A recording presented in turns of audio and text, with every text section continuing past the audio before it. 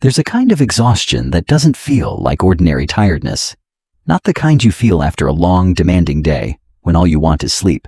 And not exactly the kind of intense anxiety that turns into a panic attack. It's more like a strange in-between state that's hard to name. Your body always feels slightly tense. Your mind isn't fully panicking, but it's never truly at ease. You sit down to rest, but your body doesn't rest. You lie down, but inside it still feels like some machine is running.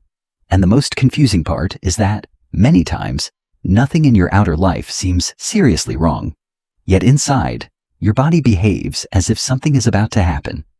If you've ever lived in that state, the problem may not be your willpower. It may not mean you're weak or that you think too much. What may actually be happening is that your body's stress response no longer knows how to fully switch off. We often think of stress as an emotion, but physiologically, stress is first and foremost a survival program. It's the body's way of shifting from normal maintenance mode into survival priority mode. When the brain detects danger, whether physical or psychological, it doesn't wait for you to analyze whether the threat is real before reacting.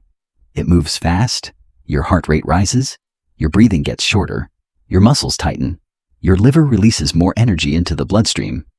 Digestion is pushed lower on the priority list. Your attention to potential threat sharpens. In other words, the body starts reallocating its biological budget.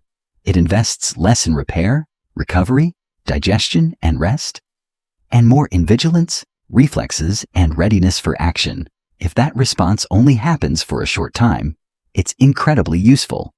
The problem begins when the body can no longer clearly tell the difference between a true emergency and a vague but ongoing state of pressure. This matters more than most people realize. The human body handles clear threats much better than unclear ones. If a predator appears and then disappears, the nervous system can activate, respond, and settle back down. But a living environment where the brain keeps sensing small signals of unease over and over again without a clear ending is exactly what makes the stress response get stuck. Those signals of unease are not always loud. Sometimes it's chronic sleep deprivation. Sometimes it's constant financial vigilance. Sometimes it's relationships that never make you feel truly safe enough to let your guard down. Sometimes it's working under pressure without any sense of control. Sometimes it's your phone, messages, notifications, and too much information, leaving the brain no space to close a cycle of tension. Sometimes it's unfinished problems hanging in the background of your mind. Sometimes it's the fact that you've lived in a braced state for so long that you now call it normal. And when these signals last long enough, the brain starts learning something dangerous. The world may not be at war, but it still doesn't feel safe enough to lower its guard. From there, the body begins to reset its baseline. This is the part many people never notice. We tend to think of stress as something that rises and then falls. But with chronic stress, the body no longer fluctuates around its old normal. It creates a new normal, one with a lower quality of life, but a higher level of vigilance. You still function. You still work. You still laugh and go about your day. But your internal baseline has shifted. Your neck and shoulders are always a little tight. Your jaw clenches without you realizing it. Your breathing stays shallow without your awareness. Your heart may not feel obviously fast, but it never feels fully at ease. Sleep isn't completely gone, but it loses depth. Your mind isn't fully chaotic, but it's hard to stop. Your body is not in full red alert mode, but it's not back in green either. It stays in orange all the time. When you live long enough in that state, you start to lose your sense of what real relaxation even feels like. That's not an exaggeration. The brain learns through repetition. If a low-grade state of tension repeats every day, the nervous system begins to treat it as familiar. And to the brain, what is familiar is often treated as relatively safe, even when it's exhausting you. That's why some people feel restless, uncomfortable, or strangely unsettled when life becomes less busy, less pressured, or even when they go on vacation. It's not because rest is bad for them. It's because the body has grown used to internal noise. Quiet starts to feel unfamiliar. That's why so many people say something deeply honest. I don't understand why I always feel on edge. like something is wrong, even though nothing specific is happening. That feeling is not imaginary. It is the product of a nervous system that has been trained to anticipate danger, even in empty space. When the stress response stays active for too long, the brain doesn't just respond to real threats anymore. It also starts leaning toward interpreting things in a more defensive way. An unanswered email can feel far more unsettling than it should. A look, a comment, even a silence can make the body tense up. Not because that person is weak, but because their survival filter has lowered its threshold for alarm. Over time, this doesn't just affect how you feel. It changes how the body functions day to day. Digestion becomes unpredictable because the body deprioritizes processing food when it is in a defensive state. People become more prone to bloating, gut discomfort, loss of appetite, or using food to self-soothe. Sleep becomes lighter because the brain doesn't want to fully release its level of vigilance. Daytime energy starts to feel strange, tired but unable to sleep, drained but mentally activated, exhausted but unable to lie down and feel at peace. Focus becomes harder because the nervous system is prioritizing scanning the environment over settling deeply into one task.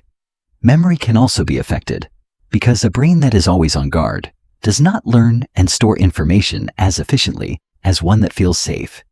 Even immunity is affected because the body cannot remain in prolonged survival mode and still fully optimize repair and maintenance at the same time.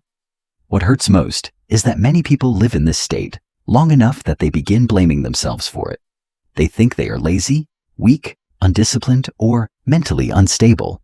But very often, what they are calling something wrong with me is actually a body that has adapted for too long to pressure without ever being shown how to come back down. Your body is not betraying you. It is being loyal to its protective programming. It's just that the program has been running far longer than necessary. And this is the key point. You cannot talk a defensive body into calm with logic alone. Telling yourself, it's okay, just relax, is usually not enough. Because the part of you that is holding the tension does not live at the level of conscious thought. It lives in deeper, older, more automatic networks. The body needs repeated lived evidence that the danger has passed, not just verbal reassurance. That's why understanding the problem doesn't always make you feel better right away. Understanding is the first step. But for the nervous system to lower its guard, it needs signals of safety delivered consistently, genuinely, and patiently. What does that mean in real life? It means you have to start respecting your biology instead of forcing it to obey your schedule and your worries. The nervous system needs stable rhythms. It needs breaks that aren't constantly interrupted. It needs sleep that has a real chance to deepen. It needs the body to actually slow its breathing, not just remember to take a deep breath once you are already overwhelmed.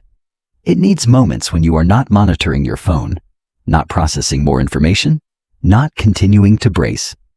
It needs movement to release the stress energy stored in the muscles.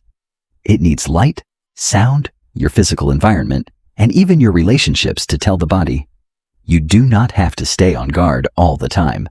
Real recovery usually does not arrive like flipping a switch. It comes as a process in which the body gradually becomes less suspicious of the world. At first, it may be as small as an evening when your chest feels a little lighter, a moment of lying down without your jaw clenching so hard, a day when you realize you didn't jump at the sound of a notification, a morning when the feeling inside you is a little less urgent. Those changes are small, but they are real. Because that is when the stress response is no longer ruling every hour of your life. The body begins to remember how to live outside survival mode. And maybe the most important thing you need to hear is this. If you always feel restless, easily triggered, or unable to relax, even when nothing big is wrong, it does not mean you are weak or broken. It may simply mean that your nervous system has been standing guard for too long. Once you understand that, you stop fighting yourself as if you were the enemy. And that is often the moment real healing begins. If this video helped you understand what may be happening inside your body, subscribe to Body Signals Lab. Because sometimes what the body needs most is not to be pushed a little harder, but to finally receive the signal that it is being understood, supported, and healed the right way.